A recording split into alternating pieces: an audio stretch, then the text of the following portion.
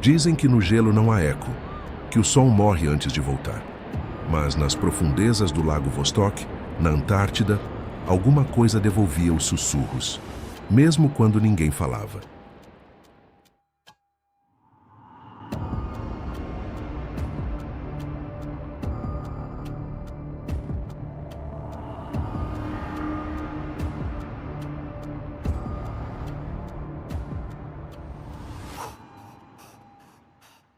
A União Soviética jurava que o Instituto Vostok era só uma base de pesquisa geológica.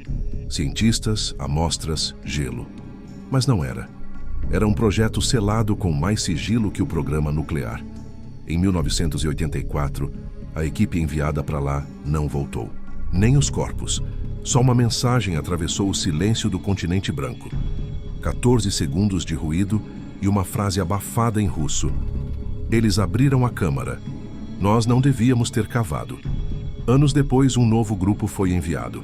A desculpa era a mesma: estudar o lago escondido sob 4.000 metros de gelo, isolado há mais de 15 milhões de anos. Mas os arquivos secretos que só Moscou conhecia diziam outra coisa. Algo havia sido encontrado. Algo que não fazia parte da evolução como conhecemos. Algo que escutava. Por que alguém insistiria em voltar ao lugar de onde ninguém retorna? O que existe sob o gelo que justifique arriscar mais? Vidas, mais segredos? O que diabos estava naquela câmara? A equipe de 2021 chegou à base com equipamentos de última geração. Satélites, sensores térmicos, geradores nucleares portáteis. Mas não sabiam o que estavam procurando.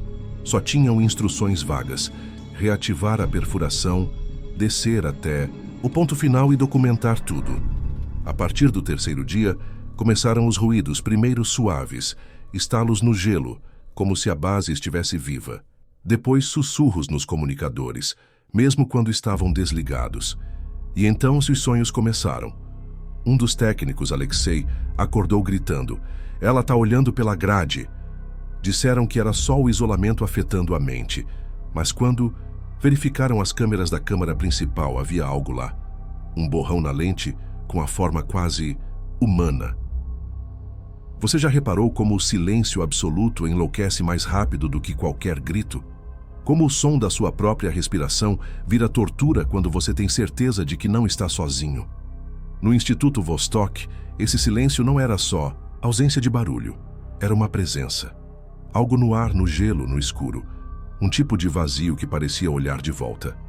A certa altura, não era mais você escutando o ambiente. Era o ambiente escutando você. Agora imagina isso a 4 quilômetros de profundidade, sob um mar sólido de gelo milenar. Nenhum som entra, nenhum som sai. Você está preso com seus colegas, seus pensamentos e algo mais. Algo que não foi convidado. Ou talvez tenha sido. O que você faria se a cada passo tivesse a sensação de que alguém acabou de sair da sala? Que algo te observa, mas só quando você não olha diretamente? Foi nesse cenário que tudo começou a desmoronar. Ivan, o médico da equipe, começou a se comportar de forma estranha. Escrevia freneticamente símbolos espirais e padrões que ninguém reconhecia. Quando perguntaram o que era, ele respondeu: "É uma linguagem, mas não se fala, não se entende." Marina, a geóloga, passou a dormir ao lado de um gerador desligado, dizendo que ali havia calor. Não um calor físico, mas uma presença quente.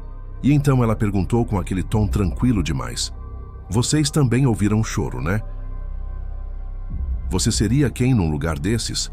O racional que tenta manter a lógica até o fim? Ou o primeiro a correr quando percebe que a lógica já não vale nada?"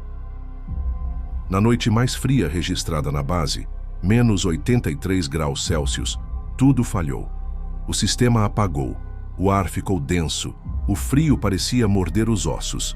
Só que do nada, as luzes de emergência acenderam, vermelhas, pulsantes, mas não havia energia nem gerador, nada que explicasse aquilo, e foi aí que perceberam. A porta da ala lacrada desde 1984 estava aberta. Por dentro, lá dentro, encontraram uma gravação da primeira missão. No início era tudo normal. Piadas, relatórios, vozes. Depois, o silêncio. Os cientistas paravam um por um como se escutassem algo. Um deles se levanta, encara a câmera com olhos sem vida e sussurra: "Nós não escavamos, nós libertamos." Quantas descobertas o mundo nunca conheceu porque deram errado demais para serem reveladas? Quantas vezes cavamos onde não devíamos? E mais importante, o que acontece com aquilo que ficou enterrado por milênios quando alguém decide quebrar o lacre? O único sobrevivente da missão de 2021 foi encontrado a 15 quilômetros da base, sem roupa, caminhando no meio de uma nevasca brutal. Temperatura: 60 graus. E ele sorria. Repetia sem parar, como se estivesse em transe. O gelo lembra tudo. Tudo que enterramos. Continua lá. Tentaram se comunicar. Nada. Só aquele sorriso e os olhos arregalados, como se ainda visse algo que ninguém mais podia ver. Os exames deixaram os médicos em silêncio. Nenhum sinal de hipotermia. A pele estava quente, sem danos aparentes.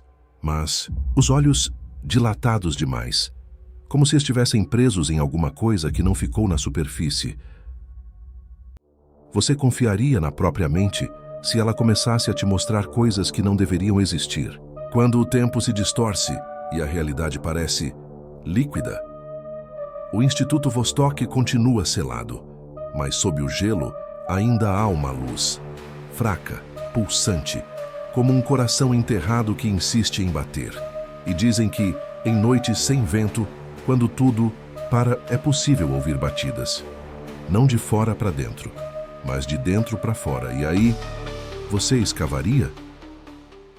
Se você chegou até aqui, é porque essa história mexeu com você. Então já deixa o like e se inscreve no canal para não perder os próximos mergulhos no desconhecido e comenta aí embaixo de onde você está assistindo esse vídeo agora. E se você curte mistérios reais e gelados, clica agora no vídeo sobre o caso de Dyatlov Pass. Uma história russa tão estranha quanto essa, talvez até mais. Te encontro lá. Se o frio deixar,